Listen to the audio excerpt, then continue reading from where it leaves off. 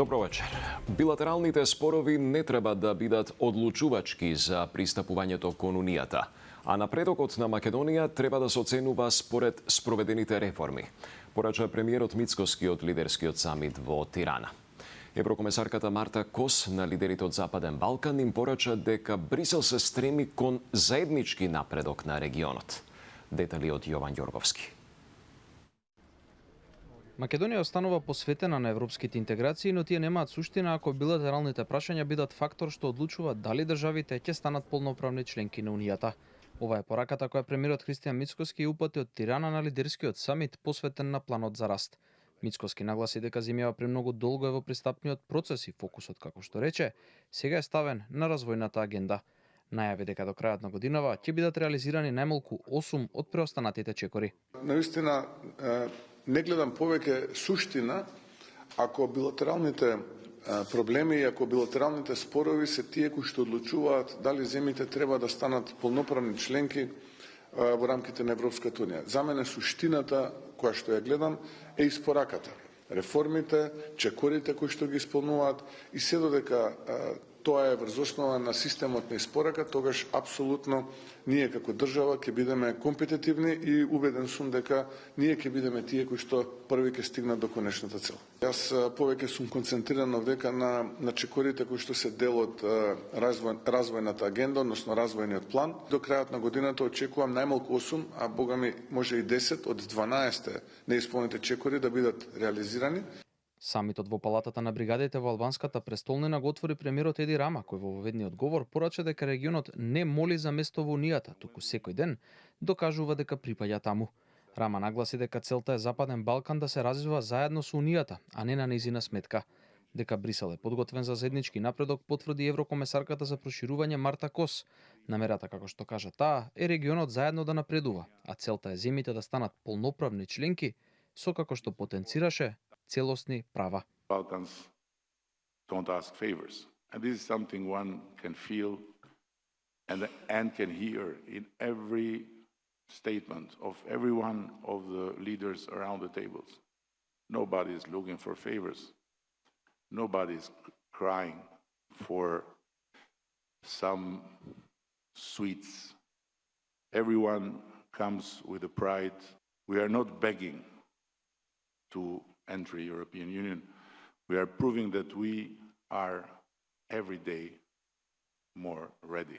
Our ambition is for all of the countries to advance in sync, and we do not want new gaps to develop between the Western Balkan Six. All Western Balkan countries should become full members of the Union with, and I stress, full rights as the confirmation for full alignment with EU laws and even more important with EU values.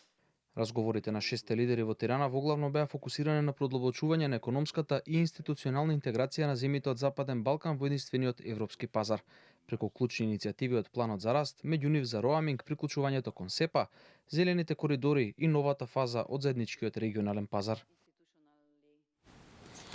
Обвинителството не се откажува од барањето за ефективен притвор за двајцата инспектори на УЈП, осомничени за трагедијата во Кочани. Најави дека ќе ја обжали одлуката на Кочанскиот суд, кој што им изрече домашен притвор. На останатите вработени во УЈП судот им определи мерки на предпазливост. Наместо ефективен добија домашен притвор. Кочанскиот суд не ги прифати побараните притворски мерки на обвинителството за даночните контролори од УЈП Штип Драган Чопаунов и Дуле Димитриев поврзани со случајот со пожарот во дискотеката Пулс, а за ваквата одлука обвинителството веќе најави жалба. И двајцата се сомничат дека е злоупотребиле службената положба, односно дека сториле кривични дела примање на подкуп и оддавање на службена тајна. Паунов, кој инаку е брат на веде председателката на кривичниот суд во Скопје Даниела Димовска, веќе и стана познат на јавноста по комуникацијата која ја имал со Михаил Јованов, син на газдата на Пулс Дејан Јованов Деко, а која во септември ја објавирала и според која во замена за информации за инспекции тие му купувале подароци. Веде председателката на кривичниот суд Димовска за Канал 5 изјави дека нејзината позиција не треба да се поврзува со случајот со нејзиниот брат Паунов и ја уверува јавноста дека судот ќе продолжи да работи професионално, непристрасно и независно. Разбирам дека јавноста има прашања во однос на постапката што се води против мојот брат. Сакам да бидам целосно јасна, а тоа е дека ниту јас, ниту овој суд има било каква улога во тој предмет, како и дека не можам и не смеам да влијаам врз него. Како председател на судот, мојата работа се однесува на обезбедување. Моите лични и семејни околности немаат и не можат да имаат никакво влијание врз работењето на конкретниот случај на судот. За останатите 6 осомничени службеници од УЈАП од Штип и Струмица, кои вчера беа уапсени, судот определи повеќе мерки на предпазливост. 6 пријавени даночни инспектори и управници од регионалните дирекции на УЈП во Штип и Струмица им овозможиле на правните субјекти МММ, Кафе и Пулс да ги избегнуваат даночните контроли и да работат без соодветна фискализација, со што се осомничени дека сториле злоупотреба на службената положба и овластување, согласно член 353 од Кривичниот законник. Во овој посебен предмет, меѓу 11 опфатени лица се и веќе тројца обвинети во првиот предмет, односно сопственикот на Пулс Дејан Јованов Деко, кој се сомничи во дел на фискализацијата, неговиот син Михаил Јованов, кој се сомничи за давање подкуп, како и инспекторката од Државниот пазарен инспекторат Весна Кузмановска, за која сега, според обвинителството, обезбедени биле дополнителни докази за кривично дело оддавање на службена тајна поради откривање на информации за ненајавени контроли. Ово е трет предмет поврзан со трагедијата во Пулс и ќе се суди во Кочанскиот суд. За првиот предмет, каде се осомничени 35 физички и 3 правни лица, веќе се одржа првото рочиште предвадена и закажани се нови за вторник и среда, а на почетокот на декември се очекува обвинението и за над 20 на полициски службеници. А од денеска во Кочани почнува со работа Центарот за ментално здравје и психосоцијална поддршка, кој што во наредните 3 години ќе им биде на располагање на повредените во Пулс и на родителите на жртвите во пожарот. За сега е димензиониран наредниве 3 години да биде во ваква функција, но јас искрено сакам да верувам, слушајќи го министерот пред тоа што говореше дека владата веќе се подготвува да овој дел го третира на еден посоодветен начин во смисла на посоодветна грижа, така да јас искрено очекувам дека овие центри што ние би ги отварале за некое кратко време ќе бидат поддржани од системот здравствен на државата. Не постои човек од нашиот град кој на еден или на друг начин не ја почувствувал болката, стравот, загубата и тешката грижа. Тоа се рани кои не секогаш се гледат, но болат. Затоа овој центар е повеќе од простор. Тој е символ на заздравување на раните. Максимална казна од 3 години затвор за првообвинетиот гинеколог од Струшката болница Мухамед Асани изрече денеска судијата Јордан Јованов во Основниот суд Струга за случајот со родилката Јилдис Веапоска од Дебар, која при породувањето остана без јајник, бубрек и матка. Прогласувајќи го виновен, судот денеска на Асани му изрече и дополнителна забрана за работа во траење од 5 години.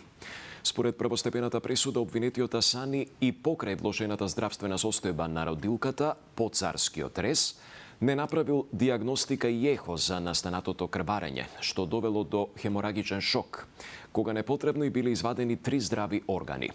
Второобвинетиот специјализант, неговиот син Блертон Асани и гинекологот Лилијана Јовановска беа ослободени од обвинение. Казните не се правосилни и Асани има право да се жали до апелацискиот суд Битола.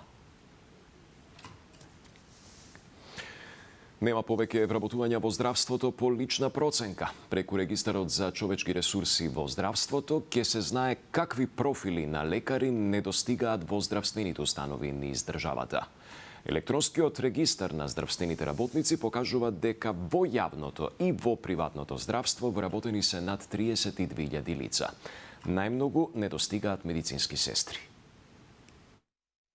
Во Македонија фалат околу 2500 лекари и 10.000 медицински сестри споредено со европскиот просек. Ова го покажува грубата математика откако министерот Азир Али објави дека јавното здравство брои околу 18.500 вработени, од кои околу 4.700 се лекари и 7.000 сестри. Алиу не кажа колку точно недостигаат детски хирурзи, имунолози и анестезиолози. но посочи дека под 3 децении Министерството има основна база на податоци врз која во иднина ќе може да се направи дисперзија, а не како што е сега, 70% од граѓаните да се лекуваат на клинички во Скопје. Бројот на лекари се зголеми минимално во последната деценија од 265 на 100.000 жители во 2010 година на 296 на 100.000 жители во 2020 година. Но тоа е далеку од просекот, ако го гледаме од ЕУ, од кој што просек е 412 лекари на 100.000 жители. Бројот на медицински сестри се зголеми исто така од 356 на 100.000 жители во 2010 година на 430 во 2020 година, што едва е половина од ЕУ стандардите кои што велат 838 сестри на 100.000 жители.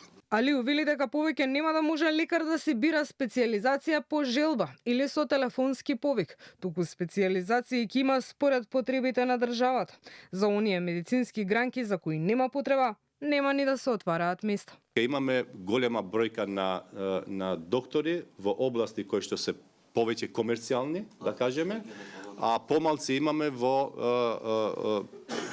профили кои што ни се неопходни во здравствениот систем. Ве уверувам дека брзо ќе дојде тој период, најверојатно за месец и пол, ќе видите дека сите слободни места што ќе ги отвориме ќе бидат базирани на оваа табела. Нема да бидат базирани на телефонски повик од типот сакам моето дете да биде, не знам, ваков или таков доктор. Анализата покажала дека во Македонија има 112 јавни здравствени установи, а 2830 се приватни, кои во најголем дел се матични лекари, гинеколози и стоматолози. Во приватното здравство работат скоро 14.000 луѓе, од кои 9.000 се лекарски тимови. Тоа беше се. Пријатна вечер.